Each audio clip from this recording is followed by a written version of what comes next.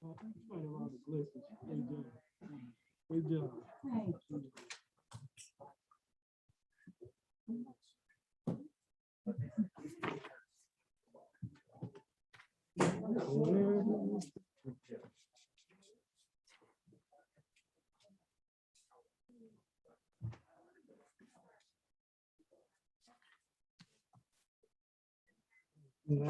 coffee.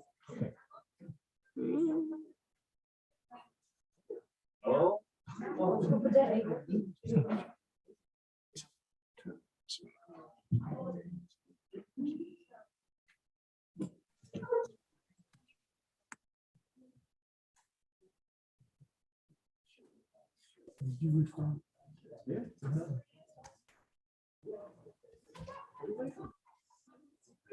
Took a couple of water.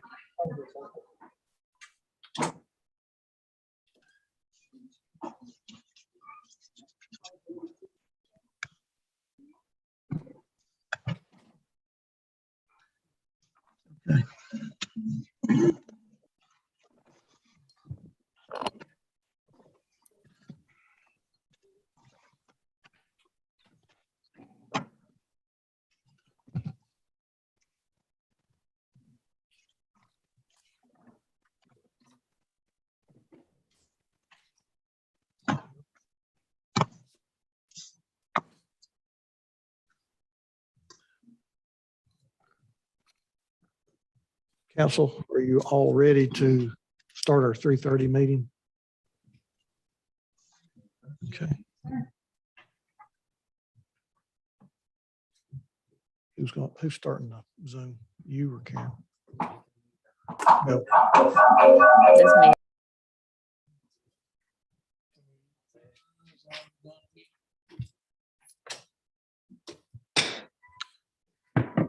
Good afternoon, ladies and gentlemen. Welcome to our Tuesday, August the 31st council agenda session.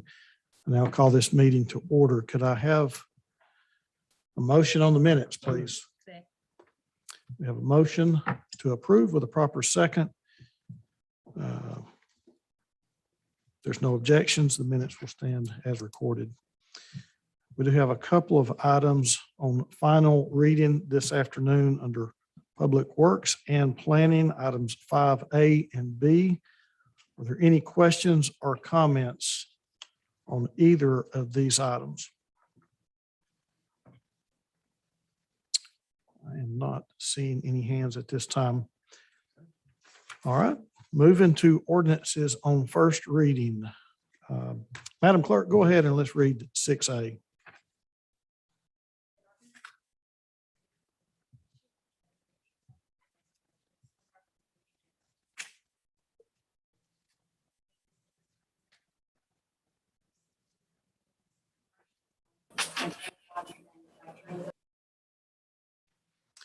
And we do have an alternate version for this afternoon. Councilwoman Burrs.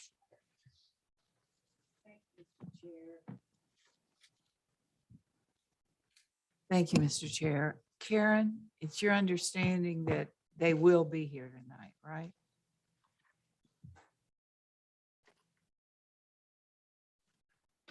Than a simple nod. I did reach out to them after the meeting last week and said that they needed to have someone in attendance to answer questions. And I followed up again this morning with the applicant's representative, but I did not get confirmation, but we have been communicating by email and I use those email addresses. Okay, so we're ready to go, Mr. Chair, if the applicant shows up, because they have to be able to agree to a couple of Sure. things. Okay. Okay. Thank you.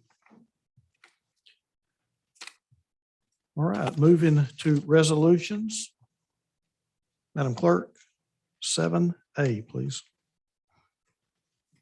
A resolution authorizing the interim assistant city treasurer to renew blanket purchase order number 558855 with Fidelity Information Services LLC to provide merchant card services for the city of Chattanooga for 1 year beginning September 1, 2021, for a 1-year extension for an amount not to exceed $50,000. Any questions or comments? If not, move into Public Works. Councilman Hester, didn't we cover these last week in agenda? That's what I thought, in committee. I mean, we'll not read those into the minutes. but I will take questions or comments on 7B and C if you have any. Any questions or comments on items 7B and C under Public Works? All right, moving to 7D under Police. A resolution authorizing the Chattanooga Police Department along with the Hamilton County Sheriff Office to apply for and if awarded, accept a fiscal year 2021 Edward Fire and Justice Assistant Grant from the Department of Justice for a grant period beginning October 1, 2021 and ending September 30, 2025 for purchase of training equipment to award a share contract to the Chattanooga Police Department in the amount of $106,488 and to the Hamilton County Sheriff's Office in the amount of $45,637 for a total amount not to exceed $152,125. Thank you, ma'am. Questions or comments? All right, moving now to your purchases for this afternoon. Are there any questions concerning this evening's purchases?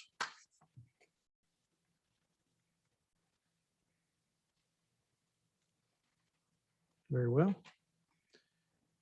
If anybody has any, we can go back.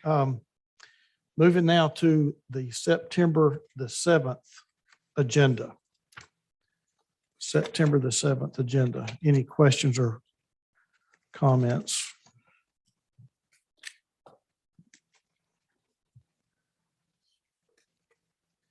Okay, I do have one item that I want to bring up regarding next week's first reading of the budget ordinance 6A. Council, if you will look in your folder, it's entitled Signal Centers Amendment by Chairman Henderson, but really what this is an amendment to the budget. And what I have done is asked our clerk to place the amendment that I intend to make next week regarding the budget. And it decreases the appropriation to signal centers by $100,000 and then adds that $100,000 to the LDO Division of Public Works to create another position for a full-time stormwater inspector. We have talked at length among this council about enforcement and how we can better enforce the ordinances and the codes that we have. And I feel like that this $100,000 would be maybe better spent in our enforcement portion of LDO so that we can address some of our stormwater issues. So if you have any questions or comments about the amendment that I intend to make next week concerning the budget, now would be an appropriate time to ask if you have any questions. Well, I'm not seeing, Councilwoman Hill. Thank you, Chair. This is an interesting idea. And certainly in our district, stormwater is a major problem that causes real property damage on a regular basis. So walk me through the conversations you've had with Chief Goldberg about his perception of the impact of this, the needed, how needed this is compared to what they have budgeted, and how the work you've done to know that this would be the solution we need. Well, and a lot of it has to do with even Dallas Rucker in the LDO and talking about having to basically respond to complaints instead of being able to just go out and inspect many of the sites, and how really overworked that department is. And having, and I don't want to put words in Chief Goldberg's mouth, but I think having conversations with him about this, he did not feel like that would be, where he didn't have any objection and thought that would be money well used to put it in the LDO under stormwater inspector. So we know that the LDO has been understaffed. They've had open positions for a long time. So if they were fully staffed, how would stormwater be handled? Would it be divvied up between the different codes enforcers or? Well, and Chief, you might, I don't see Dallas here. He would probably be able to answer kind of that question better. I mean, that's obviously operational side. We're legislative side. If you want to take a go at that, Yes. what it looks Council- like operational. Councilwoman Hill, would you, just so I understand the specific question? Well, so, repeat it again. so your administration knew that stormwater was an issue, and that codes enforcement is an issue. But you did not budget for this position. But you've advised us that LDO has been understaffed, and so your budget included the money to fully staff them. So help me understand this amendment. If you feel like a full-time stormwater inspector is necessary compared to the budget that you have.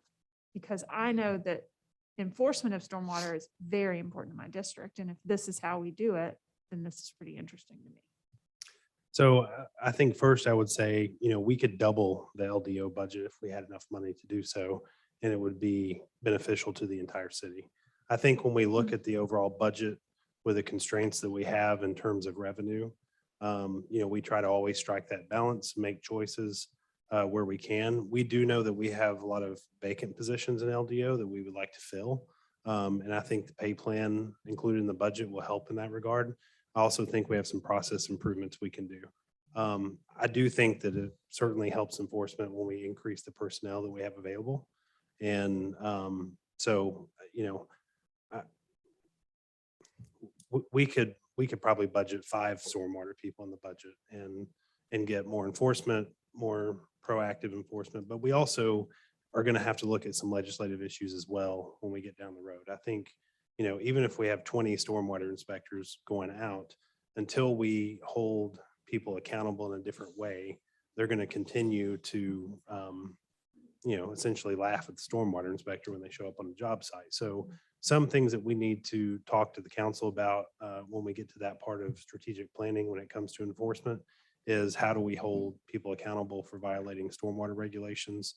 If we can shut down multiple job sites versus one, then that would go a long way than just shutting down one job site while they move on to another job site and pay their fines and move on. So, there's some things that whether it's legislatively, we need to make changes, or it's because we've interpreted what's in the legislation incorrectly and we need to make changes. Those are all things I think that we need to work through operationally. But back to the original question, if this is the pleasure of the council to make this change, we don't have any objection to adding an additional stormwater inspector. Okay, all right, thank you for that input. And Chairman, thank you for this idea that you've brought to us. It's interesting. Councilwoman Burrs. So I've got a question. It was my understanding that many of the issues that we were dealing with in enforcement had to do more with process and not holding the offenders accountable as much as holding our own people accountable to doing the job they're supposed to do. So how will adding what, let me ask 2 questions, and then how will that change a system in itself, a process that isn't working very well right now? That's number 1. I agree we need to address all of those. And number 2, what's the impact on signal centers with this money not being there? For the first question, I would say just simply adding a person is not going to resolve all the issues like I mentioned earlier. That obviously more personnel will be helpful as we look at enforcement, but I think we have to pair that with some other items as well. For the second question, that's really a question that I would say we need to ask signal centers, how it would impact them. I think it would be $100,000 more that they either have to raise from other sources or decrease programming to make up that shortfall. Well, where I'm going with this, if I may, Mr. Chair, is the fact that our own system internally for enforcement is broken.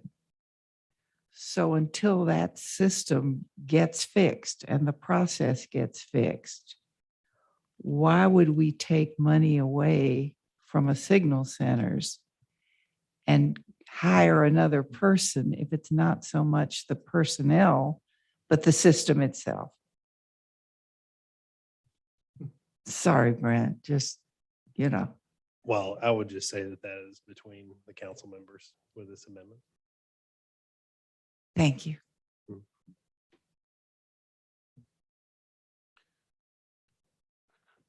Hey, Joda, while we're on the budget and I'm not seeing any other lights concerning the amendment, but one of the things that I would like to address is the community forward coordinators. And you sent me a list of, I guess it's the job description. Mhm. One of the things that, and you tell me if it would be inappropriate to do this, but, or not necessary, but and this ties into Baby University. When we began funding Baby University, it pretty much just addressed low birth weights when we started. The budget grew and now we're doing other things, much like many social programs do. But I'm thinking if we get back to what this was designed to do,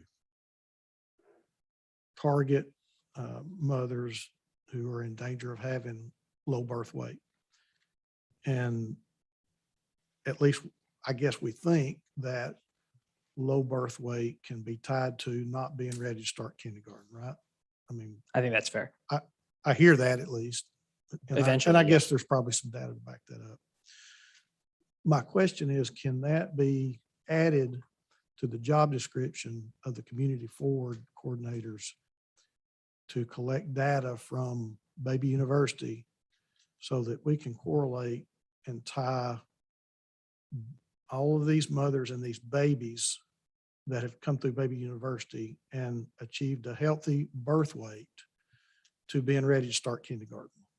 So I think the community forward schools piece is a little further down the road. So I would hate to tie the two together because we're talking about schools where you often are in middle school. So we may not even be at the kindergarten place. But what I can say is that what we do intend on doing is taking our the data that we're getting from Baby University and tying it to and tracking some of the data that we get from those individual parents and their children to the kindergartens that they end up going to see if they are ready for kindergarten by the time they get there. So we can achieve, I think, one of the objectives that I think I hear that you're saying, which is that you want to know if the kids that are going through Baby University are ready for kindergarten. Absolutely. So- And it looks like to me that would be a perfect place for these community forward coordinators. I mean, So we're talking about education, right? So we need somebody, and part of their job in the job description is to collect data That's right. and to coordinate with other resources and agencies. So So- it looks like to me it would tie perfectly with collecting data and coordinating with other resources to track this child that is now born from, having participated in Baby University with a healthy birth weight. Is that child ready to start kindergarten? I think we absolutely, And then by the time they get to the third grade, are they on grade level? I think that's a great question. And I think that one of the objectives of the Community Forward program overall is going to be building better relationships and better data sharing agreements per a point that Councilwoman Hill made, I think last week, which is that getting those MOUs put in place to where for Hamilton County schools, we're seeing whether or not the kids that go through Baby University are on par with kindergarten. So I can definitely chat with our program director, Karitza and really see if we can make sure that that's a part of it. So I can certainly look into that. I just think that it would be great to have a person to look to that could collect that data as we go along and bring it all together and even come and report to this council. I think it could be a part of the community forward initiative. Okay, Certainly. thank you. All right, any other questions concerning September the 7th, our 2-week agenda? Any other questions? If not, let's move to our future considerations. Councilman Ledford. Thank you, Chairman. Item B, can I have someone check the address for the Carta property? It's listed at 710 East 12th Street, and I believe the address is 740. Just want to make sure we have that right in the caption before it hits our agenda. Yes, so I was actually just discussing this with our real property manager. So we think that the addresses were replotted. The building actually says 740 on it, but the correct address should actually be 710. I'll double check that for you, but we believe that that's the situation. I appreciate it. Thank you. You're right. The 740 address, I believe, is the vacant lot right next to the Sethra Carta facility. Perfect. Thanks. Yes, sir. You good, sir? Yes, sir. All right, any other questions concerning future considerations? All right, moving on to proposed legislation. Is there any proposed legislation that needs to be brought before this body at this time? Councilwoman Coonrod. Thank you, Chair. Just two proposed legislations here that I have put in legislative committee or on the agenda if another council person deems fit to do that.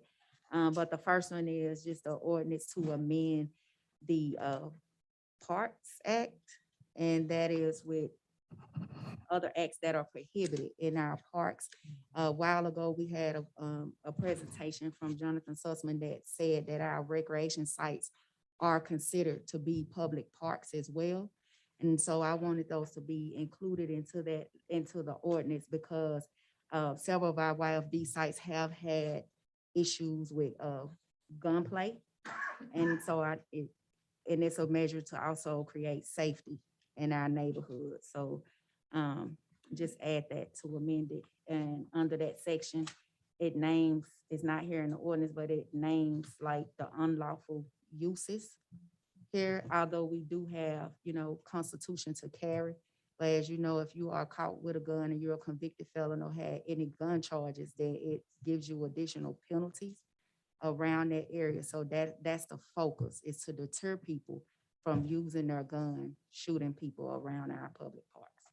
Okay. Since I tell you what, since this has to do with our parks, I think it would be best maybe to be put in our parks and public works. Councilman Hester, could you address this next week in the committee? Sure. You good with that, Yeah, Councilwoman? that's fine. All right. And I believe everybody have a copy of it that was sent out. I brought up previously about seeking the expansion of our jurisdiction.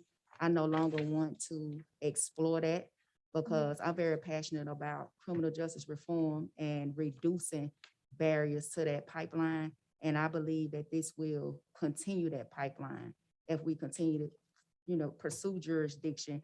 Why? Because it enhances the penalties and the fines and fees. And also that jurisdiction gives way for persons to be incarcerated. And that's never my goal to do. So we scratched that out. So the resolution to seek expansion of the jurisdiction of city court, you want to take that off the table, is that correct? Yes, take that off the table. Thank you. And then the last one is what I talked about, is amending our curfew to change the ages and the time. So change the age from 16 to 17 and amend the times to 11 and midnight on the weekends. Why? Is because during the week, our kids need to be prepared and really just to focus on socio-emotional learning. They need to be well rested. They need to be fed.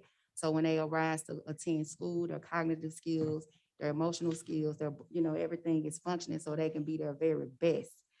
Also, while I researched this, is that we do have an ordinance that states, as I have had concerns previously and people talked about it, like, is this just targeting Black kids or urban kids or inner city kids? This doesn't target any group of kids. It targets our youth. Everybody is included. Anyone that is 17 and below is in that category. It doesn't matter what you identify with. It doesn't matter your race or any of that. We're talking about kids that are outside past a curfew time. Applies to the whole entire city of Chattanooga. And also, doing my research, I came across an ordinance that says specifically that if our police encounter any youth that's outside unattended, during those hours, is that they're supposed to take that child home to the parent. And I think a lot of people in the community assume that, well, the police is gonna take my kid to juvenile facilities. They get in touch with the parent. At that time, it's up to the parent to assume responsibility of that kid. So if that's through a phone call, or whatever it is, so they can get their kid at that point. So the goal is not to try to incarcerate our youth, but more to create a safer environment so they're not participating in disruptive activity. The data that I've received and looked at, that doing those encounters or shootings is after hours with unattended. They're unattended and just out in public. So just wanted to change those times. It looks like to me that the appropriate committee for this would be public safety. And I was looking, we do have two committees next week on the 7th. And maybe we could look at the 14th or the 21st. Councilman Byrd. I look forward to it. Okay.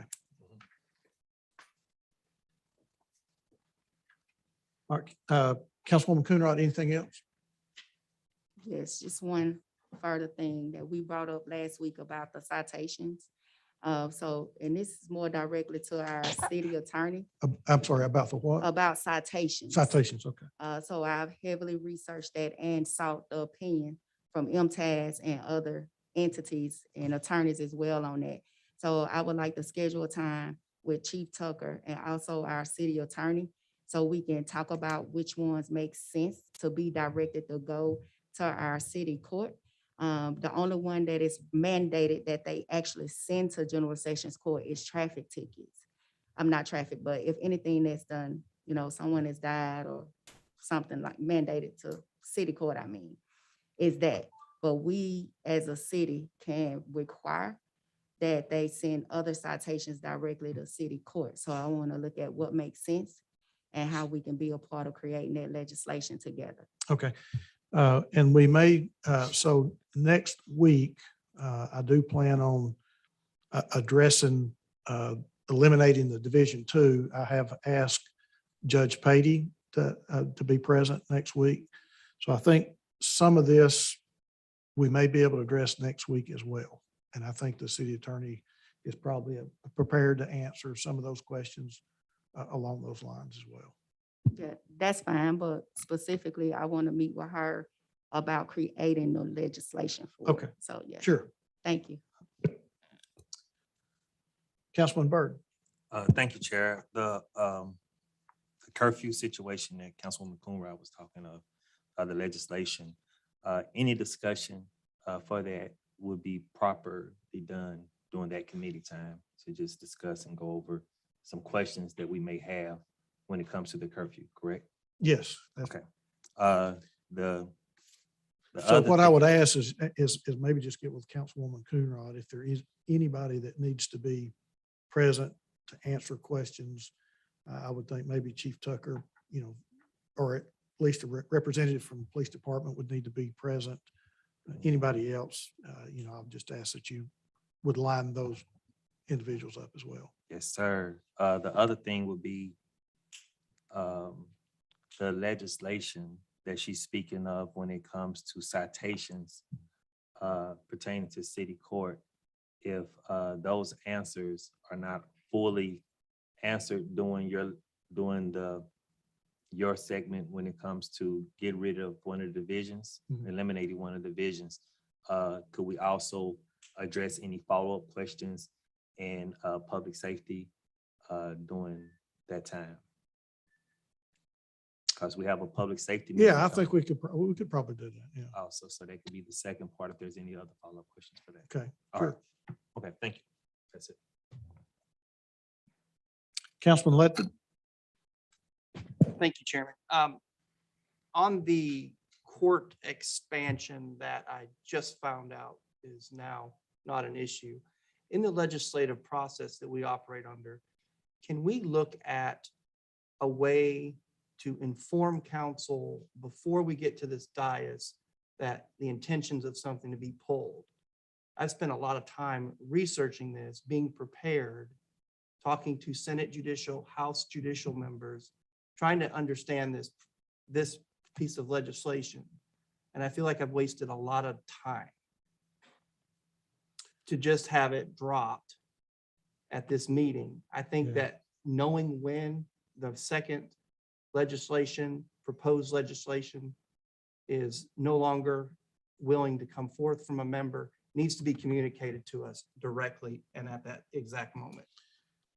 Well, and I think that needs to come as a courtesy from whoever's proposing the legislation. All I can do, sir, is handle it once it gets to my desk. So, I'm What- taking that as a formal request and noted. thank you. I wasted a lot of time. Madam Attorney, I thought I saw your line. Were you- I hit it again, hit your button again. Are you on? I think so. I just wanted to, as a point of clarity, make sure that everyone knew that this ordinance that we have has been updated to correct it not only.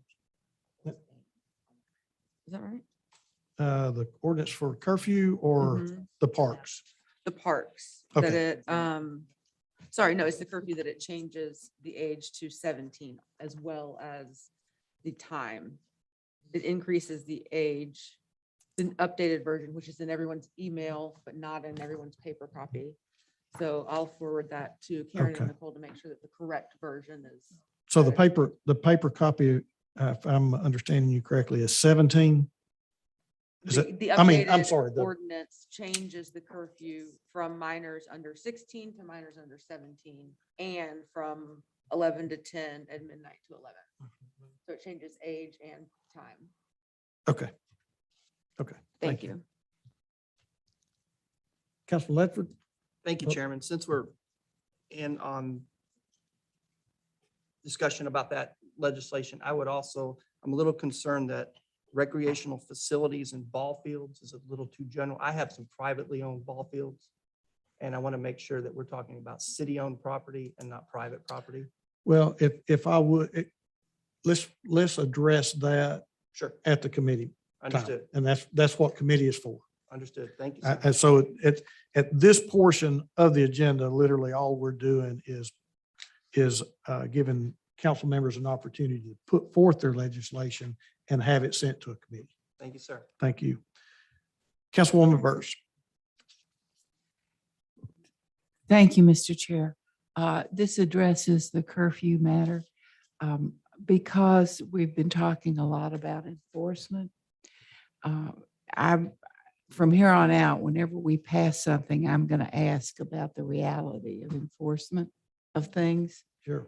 And one of the things that has come up in the past is the fact that many of these children may be picked up, but there's no place to take them, like home. Well, And so let me just finish.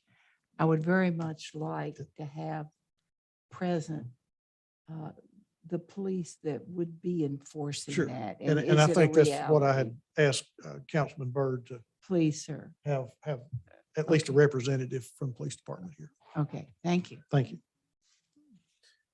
All right, any other legislation that needs to be brought before the council at this time? All right. I am not seeing any departmental reports, but we do have a need for an attorney-client privilege meeting immediately following We got a lot. Oh, we sure do. Councilwoman Coonrod. Thank you, Chair. And also if Councilman Byrd will ask Judge Phil to come, please.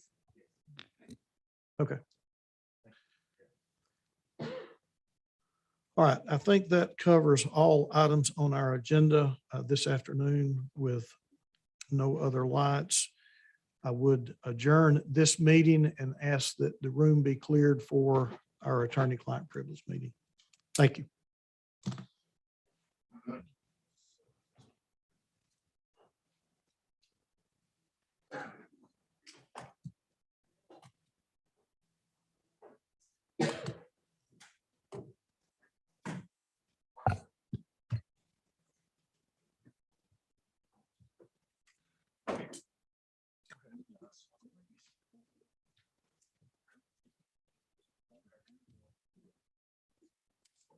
Okay, so we.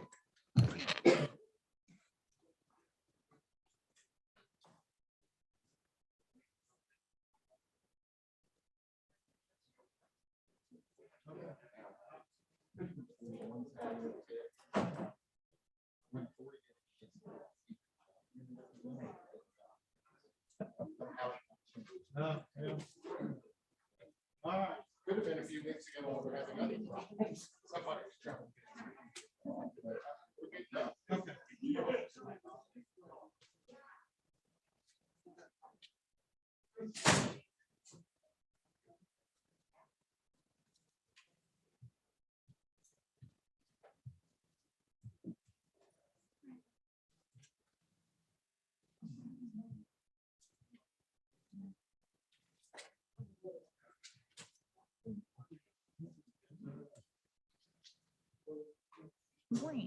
Brent.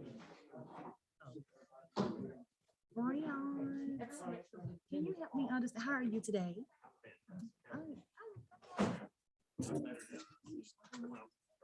Yeah. I don't know what's going on. Councilman. Question again, You can't get it. Hey, it's you perfect. gonna go to the Marks game? But you're a great guy. We know. I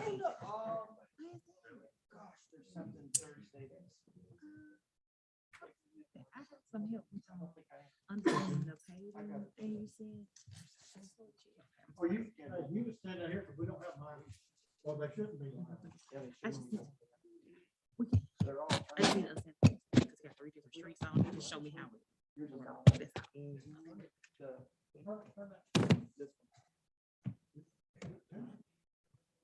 Huh?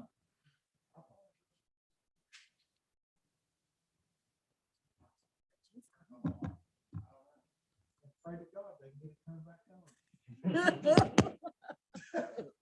That's real talk. Oh, what was going on?